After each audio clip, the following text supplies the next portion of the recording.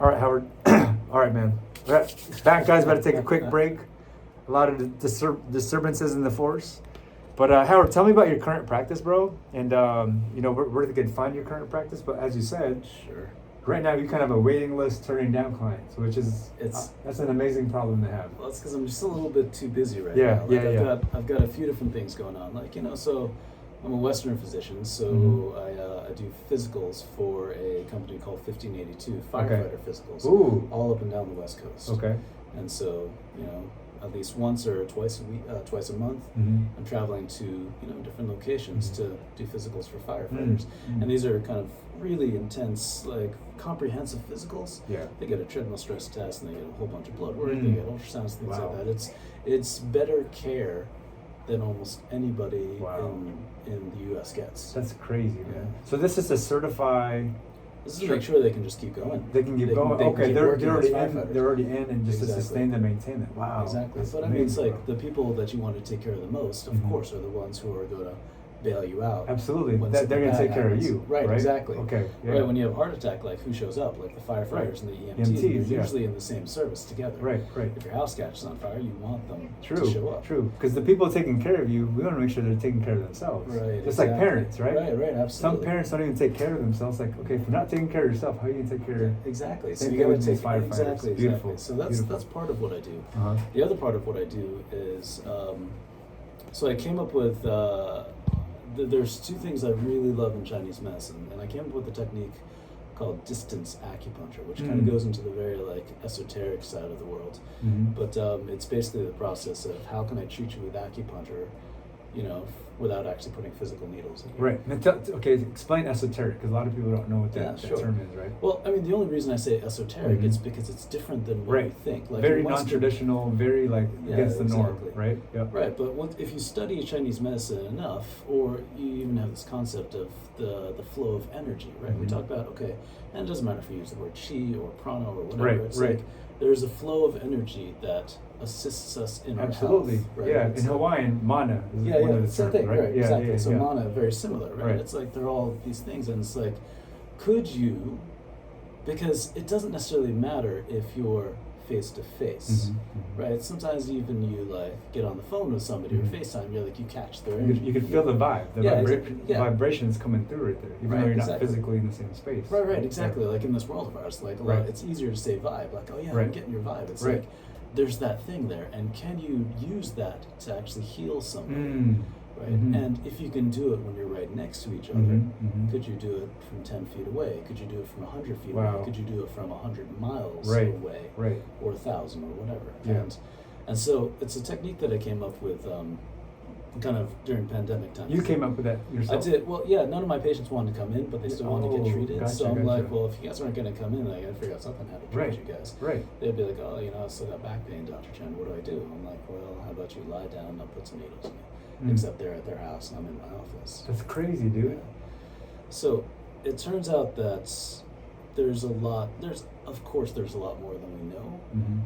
And this is why I'm a fan of Western medicine, but I'm not a fan that says that it's the only thing. Exactly. It goes back to dogma again. Yeah, right, exactly. There's much more out there. And it's in my experience, it's kind of like a real proof that there's absolutely something else. And so I spend a lot of time doing that in my other part of my practice. And then another part of that is also is taking a look at this is going to sound a little strange, but Chinese astrology. I hate using the word astrology, just like how you hate using the word vegan or vegetarian, right? Okay. But it's kind of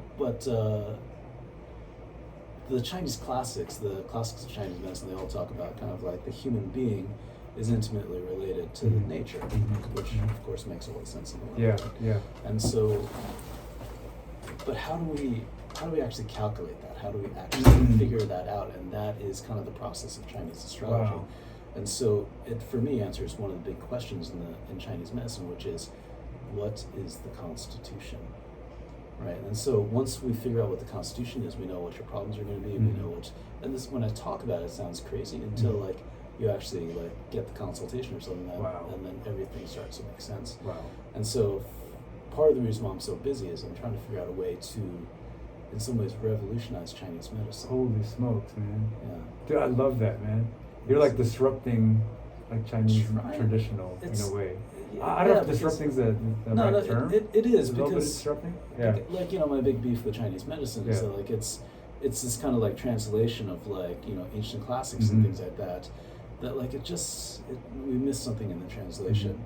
Like, when just a very short piece of Chinese medicine history, it's like a lot of Chinese medicine is called TCM, traditional Chinese medicine. It was brought to the U.S. You know, in like the 70s and 80s, but it really only developed in, like, let's say the 1950s during the Communist Revolution. Right. And there's a whole history of Chinese medicine before that we just throw out the window because it wasn't scientific enough. Wow. And so I love science, but there needs to be room for the spiritual aspect. Absolutely, absolutely. Well, even like fasting, right? Yeah. A lot of doctors promote fasting, not just for like the physical benefit, but the spiritual benefits that you get from it. Sure. And then I mean, we talk about like autophagy, stuff like that. Like you can get autophagy from fasting, you can get autophagy from like working out. I was like, why not do both? And let's not knock on someone for fasting to try to get as much benefit as they can. Sure. And if they're aligned with it, and again, getting the extra 1%, like why not, right? I see I see too many people like knocking certain things, but it's like, man, if that thing is working for the individual and they're vibing with it and they're getting extra frequency, extra benefit, let them be, man. Stop like trying to knock all these things, right? Right. Because I feel like it should be and. You know what I'm saying? To or. Yeah, it should be and why not, man? Like the more, like you said, you put those 1% and the 0.5% together, boom, you're making a huge impact. Right. And if you're applying it every day, day in, day out, consistency, now you got a whole new you can dynamically change yourself. Yeah, absolutely. Right? You got a step function change versus just the incremental things applying one thing at a time. Exactly. A whole bunch of 1% add up real quick. Absolutely. That's kind of my coaching style. That's what we have here in this transformation center. That's awesome. But I feel like a critical element is the acupuncture piece. The esoteric piece. I'm serious though, because I have all this like nerve pain, dude, that I really would love to kind of address. I've tried everything from physical therapy next door to like exercising, everything to diet, but it's like, what else could I be missing? And bring to my puzzle piece and bring to my toolbox. You see what I'm saying? The more tools we have, the better we're going to be a successful, optimal human being. Absolutely. Right? And it's just like, again, it's just like raising kids, right? It's like, you can't just expose them to one person and have that one person teach them everything. It's like they need to learn from all kinds of different things. And maybe it's just like learning outdoors and they like run around, or it's learning from this teacher and this teacher and this teacher, and just not even people who you think are teachers. Absolutely. But in order for them to be well-rounded, to be healthy citizens, healthy people in the world, they got to learn from everybody. And it's the same thing for adults. True. We all got to learn from all kinds of things. Absolutely, and take different things into account. So, absolutely. And that's the thing. So even though I've been doing this this bodybuilding thing, fitness thing for like almost 2 decades, I'm still very open-minded to whatever can get me the extra edge. Sure. The extra point. Still looking for that extra. Always, right? After all these years, you're still looking for that. Always, man. I mean, I have a really good base foundation, but why not add more strategies as you learn? Like, oh, that's a cool strategy. Let me test it, let me apply it, and then I can give that back to our clients that are coming through our transformation center. That's how it should be, right? Instead of like, hey, that thing used to work or whatever, but because sometimes it's seasonality too, right? Your body might respond to one paradigm, and then something happens, whether it's hormones, stress, life happens, and it stops working. But you never want to just say, hey, I'm gonna throw that tool or that strategy away. It goes back to like constant trial and error experimentation. It's like knowing when to apply a certain tool. Again, it goes back to the seasons, season that you're going through. You see what I'm saying? Because I've heard people where they've tried like a low carb keto diet, and then it stops working. And same thing with like the opposite spectrum, high carb, low fat. It keeps going, and then sometimes it stops working. But there's something more to that, man. You know what I'm saying? But it's like it's so hard to like quantify and diagnose all that. So here's what happened. Right. That's why if you have multiple strategies, you're always experimenting with yourself, staying flexible. Staying fluid. This is just like Bruce Lee, right? This is the ideology of your name, or the genesis of your name. That's why Waves lifestyle, man. Like water always wins. That's the strongest element. So that means staying fluid always wins. Absolutely. Staying flexible. staying flexitarian.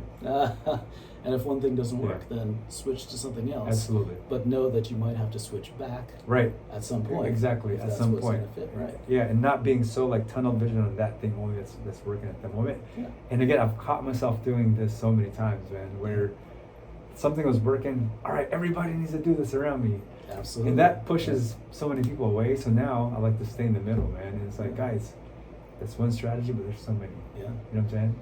And especially the same thing holds for bodybuilding or gaining strength, whatever. Right. It's like, let's say again back to squats. Yeah. It works for some people. Right. But yeah, we all know that you can't just do the squats. Exactly. Right? You have to mix it up sometimes. Exactly. Doesn't mean that you don't go back to the squats. Right. And there's some people out there that maybe deadlifts work better for them. Yeah. Like their particular anatomy, right? That's a good point, man. Like I can't squat or deadlift for jack. It's those are like two of my weakest lifts, but I still have pretty cool legs. Yeah. They're decently sized. But it goes back to variety, you know? It goes to variety. Exactly. Hitting at different angles, different intensity techniques and all that. You know what I'm saying? Exactly. Mixing it up. Mixing up the sets. Like a lot of weight, less weight. It's like more reps, less. It's like absolutely that flexibility. Flexibility, man. It's Fluid, flexibility, water. It's exactly.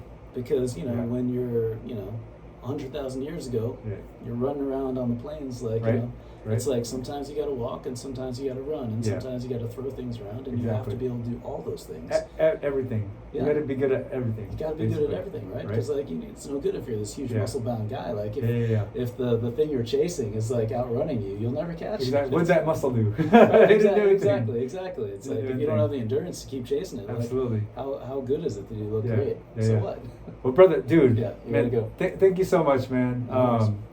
Probably one conversation that we're gonna have out of many. Like, there's a lot of things I'm learning from you right now, man, and hopefully there's some things like I can exchange for us to keep making each other better.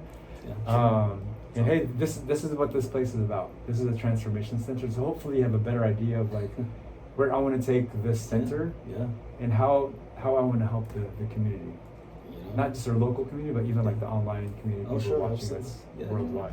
Right? I mean, you can't like physically touch everybody, so you gotta have the online. But see, that's you're like now you're blowing my mind on that distance approach, man. And it's like on Stranger Things, dude. Like that stuff is real.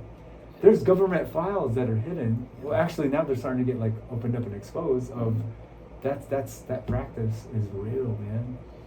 There's a lot more. Yeah, there's a lot more than we think. Yeah. And, the energy is more powerful than you even want to believe. Absolutely, man. So we'll get into that stuff in later topics and more conversations, bro. Thank you very much, man. Right. It's been amazing. Thank you, Flex. All right, guys. Thank you.